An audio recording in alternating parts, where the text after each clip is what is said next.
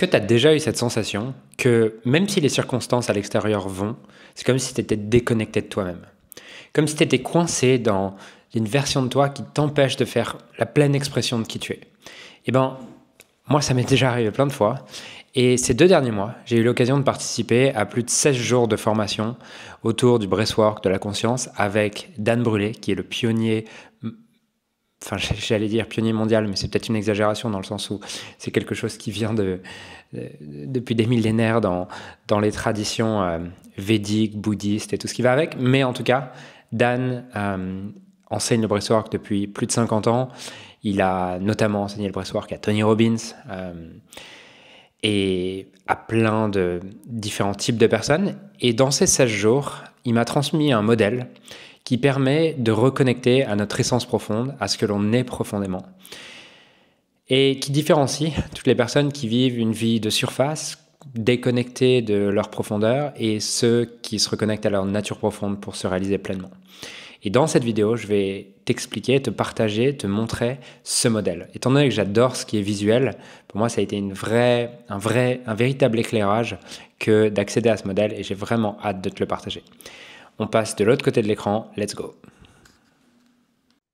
Ce que Dan nous explique, c'est qu'il existe.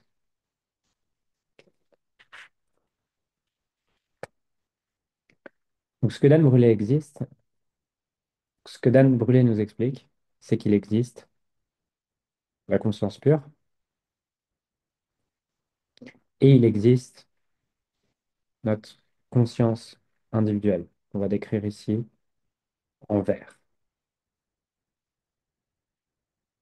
Donc, la conscience pure en noir, c'est ce que les Indiens appellent Brahman. Et en vert, on a Atman, qui est notre essence individuelle. Ok. Ainsi, la source et notre essence sont une seule et même chose, c'est-à-dire que notre essence, c'est comme une goutte d'eau dans l'océan. En apparence séparée, mais dans sa nature, fait de la même substance que l'océan lui-même.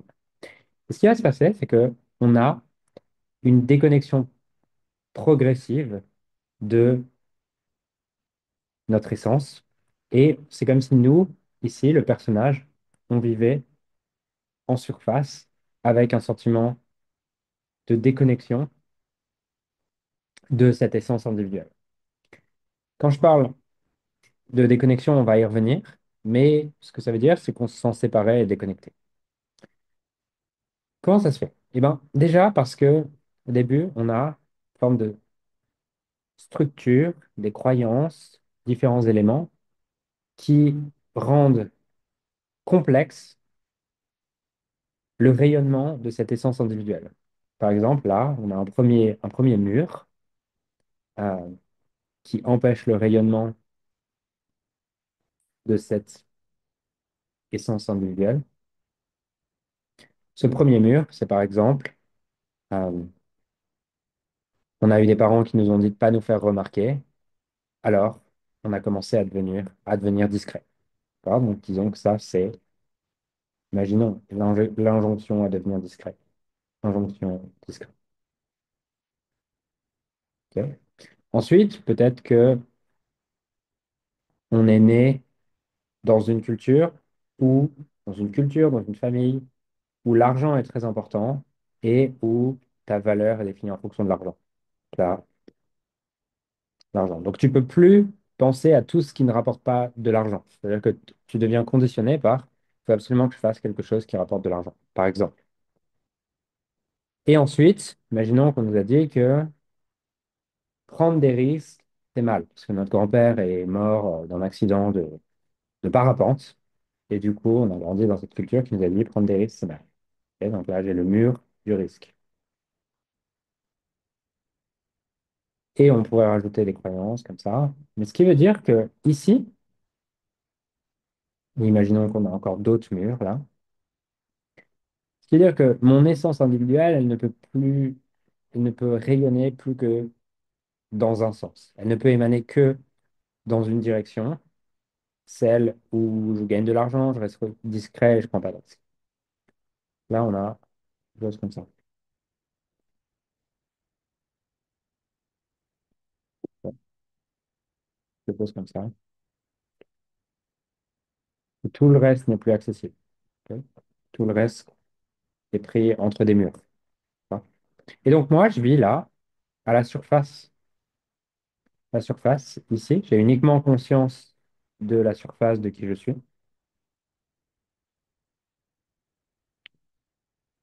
Et je suis ici. Ce sentiment de déconnexion, il est créé par différentes couches. Et il y a différentes couches qui séparent mon existence de ma conscience individuelle ici. On y reviendra, mais on y reviendra un peu plus tard dans la vidéo, mais on a ces différentes couches. Et nos mouvements, ce qui va se passer, c'est que nos mouvements, ils sont alors plus verticaux pour reconnecter à la source, mais on va être bloqué dans ce que on appelle la roue du samsara. Ok. La roue du samsara, c'est ce qui nous permet d'aller vers le bien, qu'à notre conception du bien, le positif, ce qui semble être positif, et ce qui nous éloigne ici, ce qui est censé être le mal, le négatif. Et dans cette direction-là, cette roue du samsara dans laquelle on peut passer des années, voire dans les traditions bouddhistes, indiennes, passer même des réincarnations entières. Après, on est plus ou moins d'accord avec la réincarnation, c'est pas forcément le sujet de la vidéo. En tout cas, c'est comme ça que les traditions bouddhistes et védiques vont nous le décrire. Et donc le samsara, c'est quoi? C'est cette roue qui est décrite comme une roue sans fin où l'âme, la conscience individuelle, se réincarne encore et encore, prise dans un cycle d'illusion, de souffrance et d'attachement. Donc l'illusion, c'est l'idée qu'il existe déjà le bien et le mal. Donc c'est la séparation. La souffrance, c'est le fait de récupérer ce que tu veux justement éviter, le mal, faire l'expérience de ce que tu voulais justement éviter, ce à quoi tu es averse ici, le mal. Et ici, tu as l'attachement.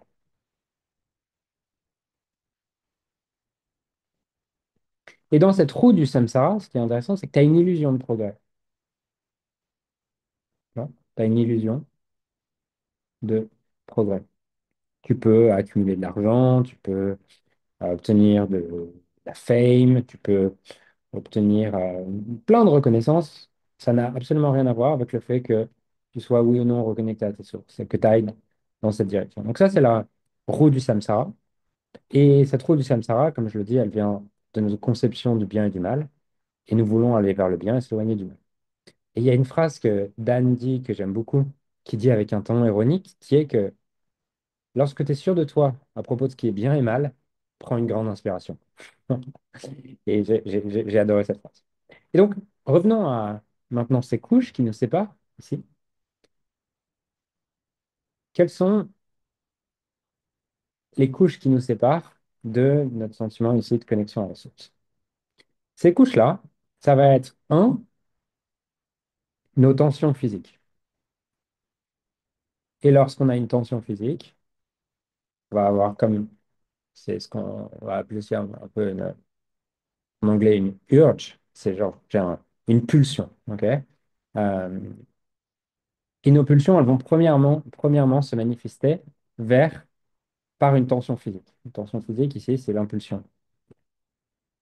L'impulsion d'aller vers ce que j'ai considéré jusqu'à aujourd'hui comme bien. Et l'instinct de m'éloigner de ce qui est mal.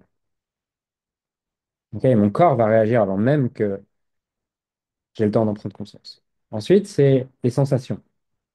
C'est-à-dire que si je suis attaché à ma roue du samsara ici, ça va être désagréable au moment où je ne suis pas en train de répondre pour aller vers le bien, vers le confort, vers le plaisir. Ici, on a aussi le plaisir, le confort. Ici, on a euh, la douleur, des sens, l'inconfort. Ok. Ensuite, je vais avoir, après ces sensations, j'ai conscience de mes émotions. Pareil, auquel je vais être addict à mes émotions positives et vouloir absolument euh, addict à mes émotions positives et vouloir absolument éviter mes émotions négatives, désagréables. Et la dernière chose, c'est mes pensées. Et ma dernière couche, là, c'est les pensées qui m'empêchent de reconnecter à la source.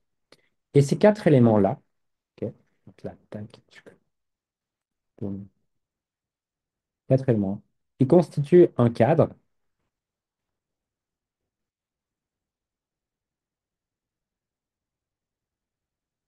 C'est pareil, un cadre avec quatre murs qui est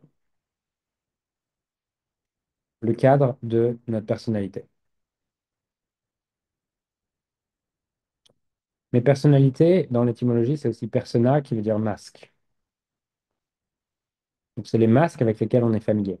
Parce que nous sommes, c'est juste ce qu'on a appris à être en conditionnant certaines tensions, sensations physiques, sensations corporelles, émotions, pensées. Et c'est ce à quoi on est habitué.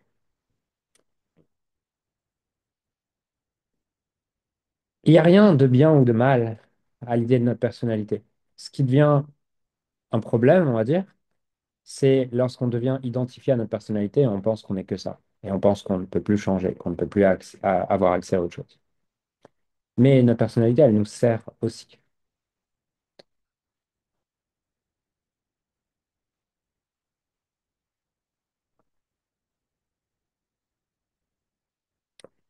Et ce que les traditions védiques euh, nous disent, et les textes indiens nous disent, c'est qu'il existe quatre chemins pour sortir justement du samsara.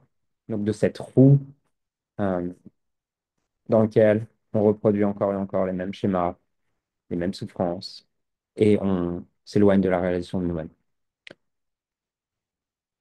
Cette libération, elle est appelée moksha en hindouisme et nirvana en bouddhisme. Ça signifie se libérer du cycle des renaissances et réaliser notre nature véritable ici. Donc, Atman. Ces quatre chemins sont, le premier, c'est on va l'appeler, enfin, c'est pas on va l'appeler, il est appelé comme ça, le ya. Par contre, je suis pas à l'aise avec les prononciations. Donc, le premier, c'est le yana yoga. Le yana yoga, c'est la voie de la connaissance et de la discrimination entre le réel et l'illusion.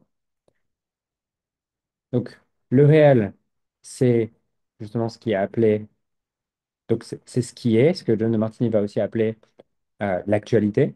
Donc, c'est Brahman, si. Brahman, c'est un synonyme avec les termes de John de Martini, c'est un synonyme de actualité. Euh, et c'est ce qui est. Ok. Et ici, on va avoir, euh, tac, ça, c'est l'illusion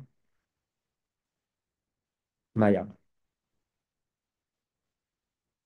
Et l'illusion, elle nous fait croire qu'on est séparés, qu'il y a le bien et le mal, et qu'il faudrait aller vers le bien et s'éloigner du mal. Donc, ce premier yana yoga ici, c'est la voie de la connaissance. Et donc, c'est se libérer petit à petit de nos illusions pour réaliser ce qui est. C'est aussi ce que va permettre, sous une forme, la de Martini méthode, dont vous m'entendez régulièrement parler dans les autres vidéos. Puisque la de Martini méthode fait quoi? Elle me permet de sortir de ce que je croyais qui était bien et mal, de me sortir de mes jugements pour accéder à plus de conscience, plus d'amour. Il y a, bien sûr, c'est pas la seule voie, mais en tout cas, c'est une des voies que j'ai pratiquées jusqu'à maintenant. La deuxième voie pour accéder justement à notre source et pour reconnecter à notre source, c'est Bhakti Yoga.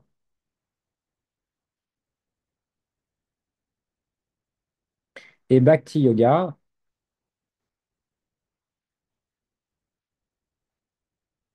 c'est la voie de la dévotion et de l'amour inconditionnel envers la source. Alors, ce que Dan expliquait, c'est que Bhakti Yoga, c'est, tu vas, dans les traditions indiennes, c'est, tu prends un gourou, mais dans le sens noble du terme chez eux, et juste, tu fais ce qu'il te dit. Voilà, tu fais ce qu'il te dit et tu oublies ton ego et tu fais exactement ce qu'il te dit. Dans les traditions indiennes, souvent le gourou, en tout cas dans leur perception, c'est quelqu'un qui est un maître et il est connecté à Dieu. Donc c'est comme si tu t'en remettais à Dieu si tu te remets à ce gourou. Tu peux bien sûr, à mon avis, avoir tout un lot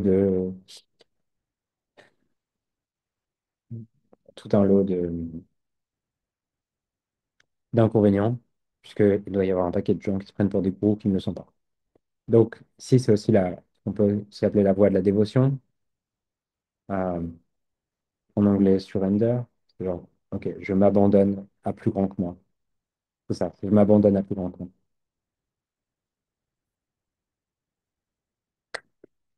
La troisième voie, ça va être la voie du karma yoga.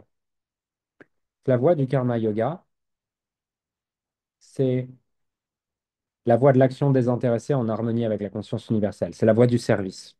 C'est accomplir son dharma. C'est vivre en fonction de ses valeurs les plus hautes. C'est l'action juste. Ok. C'est la voie du service. Il y a une phrase dans les textes traditionnels indiens qui dit fais ton devoir sans rechercher les fruits de tes actions. Donc on est vraiment sur Karma Yoga, on est vraiment sur l'action juste qui, euh, si je dis pas de bêtises, on a, on a d'un côté l'agir qui est beaucoup présent en Occident, et ensuite on a, je crois, chez les Zen, la voie de justement du non-agir qui est beaucoup mis en avant, donc l'inaction, le non-agir, et qui va souvent être dans, dans les spiritualités qu'on voit en Occident, qui va être un peu comme mis sur un piédestal, en mode il faut être, il ne faut pas faire.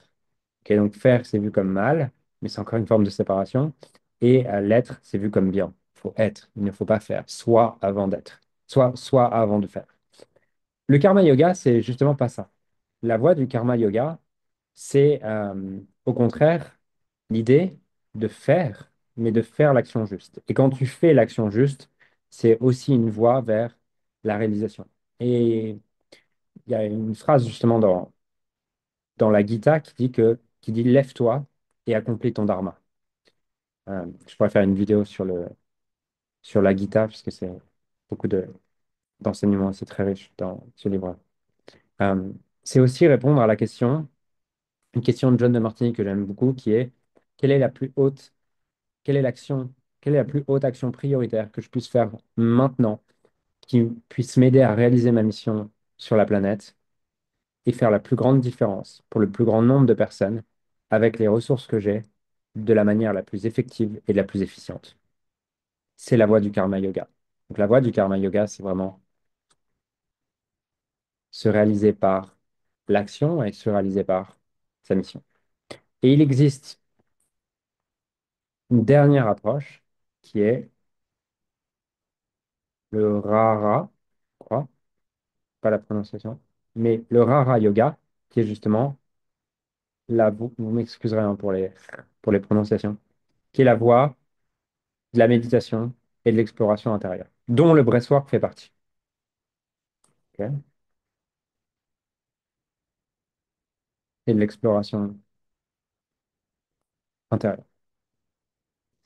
Donc, il n'y en a pas une qui est mieux que les autres. Je pense même qu'il est possible d'en combiner différentes. Euh, voilà, je pense même qu'il est possible d'en combiner différentes, je suis même certain de ça. Et à mon avis, elles se cumulent. C'est comme tout, je pense que tu peux accéder justement tu peux accéder là à ta source euh, à travers une seule, en étant focus sur une seule, mais parfois, ça peut aider d'en développer d'autres. Par exemple, pour moi, on va dire que un de mes chemins, mes deux chemins favoris jusqu'à il y a mon chemin favori jusqu'à il y a 3 ans, ça a été celui-là. Ok. Ça a été celui-là de me libérer de mes jugements, de mes charges, notamment à travers beaucoup la pratique de la De Martini méthode, de la connaissance, de lecture, de tout ce qui va avec. Et puis, bien sûr, ça m'a amené à me rendre compte aussi que mon action n'était pas forcément juste dans mon business. Et je me suis demandé, OK, c'est quoi vraiment ma voie de l'action, ma voie de l'action juste? C'est quoi mon action juste? C'est quoi réellement ma mission? C'est quoi ce que je veux vraiment accomplir sur la Terre, sur la planète? Euh, et ça m'a amené à commencer à pratiquer une forme de karma yoga, d'action juste, de qu'est-ce que je veux vraiment. Et qu'est-ce qui est au-delà de ce que je veux, parce que ce que je veux peut être très influencé par ici euh, mon samsara, mais qu'est-ce que je veux vraiment, qu'est-ce que je sens vraiment au fond de mon cœur qui est juste. Et puis, on va dire que récemment, depuis 2 ans et demi, la méditation, la respiration, toutes ces choses m'ont appelé. Et à certains moments, je me suis même senti appelé par, OK, et qu'est-ce que la vie veut de moi? Qu'est-ce que la vie me demande? Euh, et donc, maintenant, si on explore et qu'on va en profondeur sur celle-ci, puisque c'est ce que Dan Brûlé nous enseigne, il va y avoir 2 étapes nécessaires pour retourner à l'essence. La première chose, c'est il nous faut, une manière de briser l'inertie,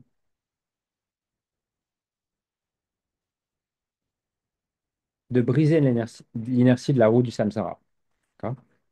Parce que cette roue, elle a de la force et c'est comme une roue qui tourne. Et cette roue qui tourne, c'est nos habitudes, c'est tout ce qui est automatique chez nous. C'est nos programmes automatiques. Et donc, on a besoin de briser l'inertie. Et cette inertie, on peut la briser de 2 manières. Soit consciemment, typiquement, bah, je suis dans mes habitudes et je me mets soit à méditer, soit je reviens à une question et je me recentre et je fais l'action juste, soit je me mets à pratiquer une certaine technique de respiration, soit j'ai un élan de conscience et je me dis, OK, reviens ici. Donc, en tout cas, j'ai besoin de briser l'inertie. Je peux le faire consciemment ou une tragédie peut me permettre de briser l'inertie. Et c'est en général ce qui va se passer, c'est que j'ai l'illusion de faire du progrès, d'avancer, alors que je suis dans ma route du samsara. Peut-être je gagne de l'argent, peut-être que j'ai de la reconnaissance, peut-être que j'arrive à gagner en statut social. Et je suis en mode, waouh, trop bien, je suis dans le bien, ma vie est géniale. Et sauf que je n'ai pas du tout anticipé les inconvénients, les problèmes. En fait, j'arrive et à la fin, dans cette roue-là, je fais finalement l'expérience de ce que je voulais éviter. Et donc là, je suis dans ma comédie. Je croyais vivre une comédie. Et à la fin, je me rends compte que c'est aussi une tragédie. Cette tragédie peut m'amener à une profonde remise en question. Et ça peut briser l'inertie du samsara. Et m'amener ici au centre, revenir ici et me donner l'occasion de descendre et de me reconnecter. Ensuite, une fois que j'ai brisé l'inertie, j'ai besoin d'une technique. D'accord. Donc, ça peut être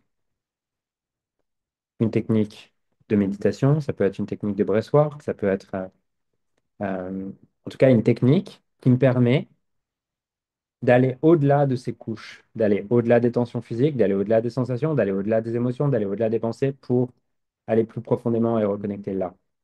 Ok. Donc j'ai besoin de quelque chose qui va me permettre ici de plonger au cœur, tac, de traverser toutes ces couches.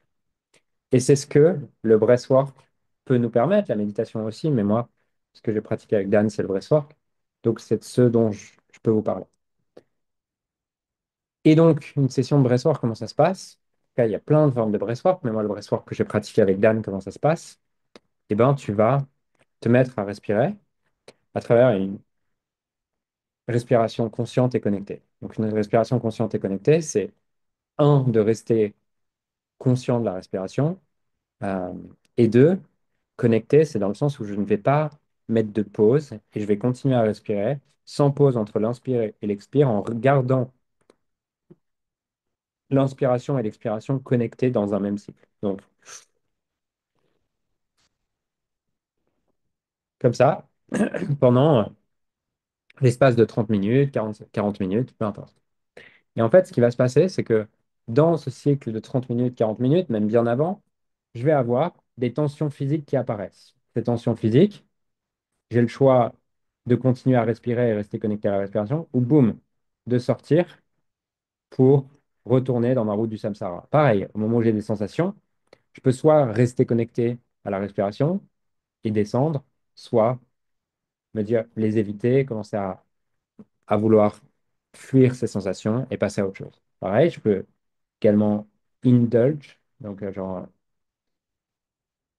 je peux avoir des émotions négatives qui arrivent, je peux avoir des émotions négatives qui arrivent, ou aussi positives, c'est-à-dire agréables ou désagréables. C'est-à-dire que parfois on parle des émotions désagréables dans le breathwork, mais ce que Dan explique, c'est que tu peux également te laisser prendre dans des émotions agréables. Et au moment où tu commences à ressentir un petit peu de joie, un petit peu de plaisir, un peu de paix, te déconnecter de ta respiration et uniquement mettre ton attention sur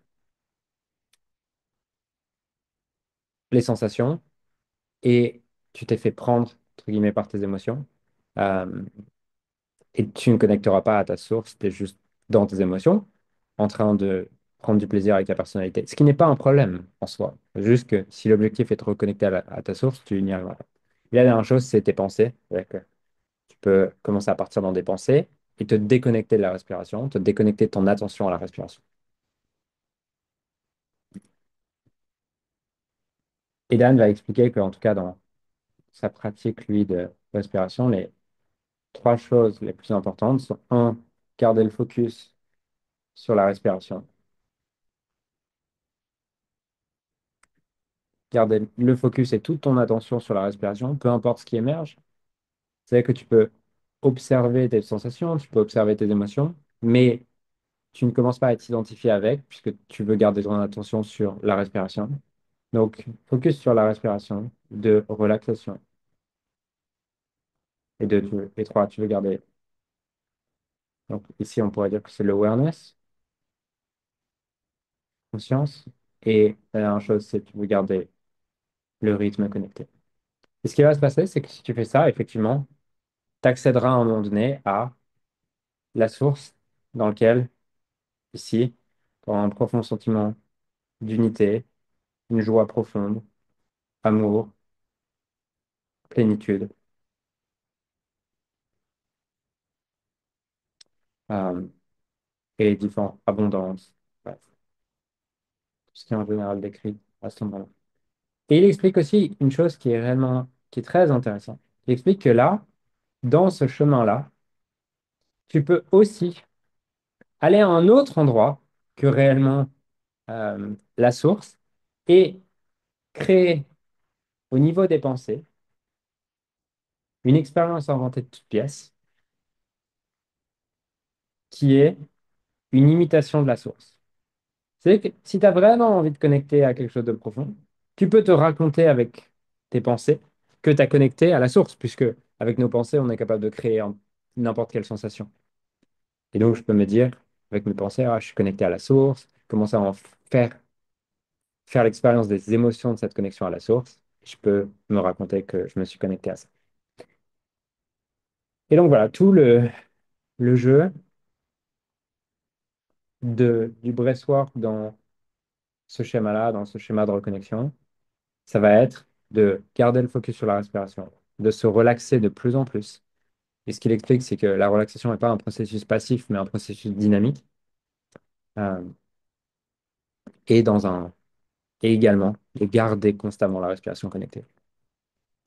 Et pour moi, c'est quelque chose voilà, qui a créé énormément de clarté. Je voulais vous le partager, puisque j'aime les explications, j'aime la connaissance, et ça a donné un sens profond à chaque session de breathwork que je fais, euh, et aussi à tout ce que je peux faire dans ma vie à ces niveaux-là, au niveau de ces différentes approches que parfois je voyais comme séparées, et ça m'a permis de me rendre compte que, ah non, en fait, tous ces chemins m'aident et me servent. Donc j'espère que cette vidéo t'a plu puisqu'elle te montre exactement où tu te trouves dans ton chemin de reconnexion et surtout la carte pour aller plus loin dans ce chemin de reconnexion. Et le breathwork tel que Dan Brûlé nous l'enseigne n'est pas qu'une simple technique de respiration. C'est un pont entre ton essence véritable, un pont sacré vers ton essence véritable. Une invitation à chaque souffle te reconnecter avec ce que tu es vraiment.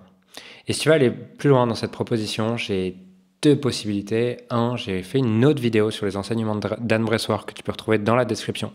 Et deux, j'organise également un événement avec lui du 31 mai au 3 juin. Il reste quelques places. C'est à Genève. C'est très rare qu'il enseigne en Suisse ou en France. Je crois que la dernière fois qu'il est venu, c'était il y a 10 ans. Et surtout, c'est l'occasion unique de, si tu parles pas anglais, de pouvoir accéder à ces enseignements, puisque ces 4 jours seront traduits. Voilà. Voilà ce que je voulais te partager. J'espère que ça t'a parlé et je te dis à très vite pour une prochaine vidéo.